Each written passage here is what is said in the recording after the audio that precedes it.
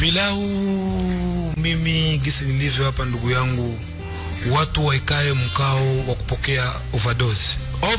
Overdose 3 track. Itatoka ni track 3 lakini ile itatoka jina overdose. Hizo sio track 3 hizo. Huu mwaka tukiso na viwanza. Kabla sija market kwa sababu nilikuwa nataka hii nyimbo nilipiga mwaka jana ndo. Mwaka jana. Sasa hiyo nyimbo nilikuwa nataka hii Januari hivi ndio nitoe video yake rasmi. Utoe video yake rasmi. Video inapokuwa inatoka. Video inapokuwa inatoka ya wimbo wangu wa ndoa. Itafatana inshallah na track 3 ambazo zinaitwa overdose. Yani wewe bwana Fabrice unataka kutu overdose mwaka huu. Hata Mungu nakwambia niko na misumari. Hiyo 3 ni ya kubipu Januari, ya kubipu tugisi mwaka unaanza. Lakini mpaka mwaka utamalizikia.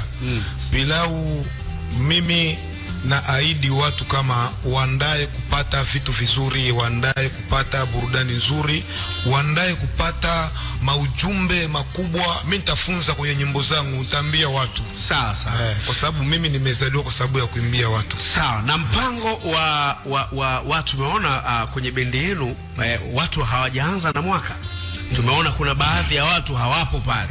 Wao wameamua mwaka huu wasianzie Bogos. Waanze na sehemu nyingine. Inawezekana nao wao wamefuata maokoto. Kwa upande wako upo sana Bogos? Au na wewe unataka kuanza na maokoto? Bogos kuna maokoto.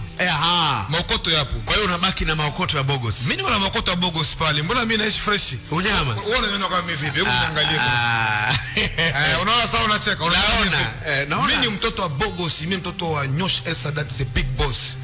Bwana Petit Mauzo. Mwaka huu kuna watu wameamua kuachana bendi zao za zamani. Wewe unabaki Malaika bendi kwa Bela? Mimi ndo Malaika. Yaani ukisikia CBO nasema Christian Bella na Malaika Band. Wewe ndio Malaika. Yani yeye na mimi ni Malaika. Wewe ndio Malaika. Kwa hiyo wewe unangangana na CBO. Mimi ni Malaika. Obebona leani oloche na onda bile. Wacha wewe. Obeyi wanjakaine. Niko hapa mtoto wa CBO. CBO. Nitakacho waambia wajiandae kupokea one way. Wacha wana. Afrongol inakuja moto. Wasubiri kupata IP ya nyimbo 7.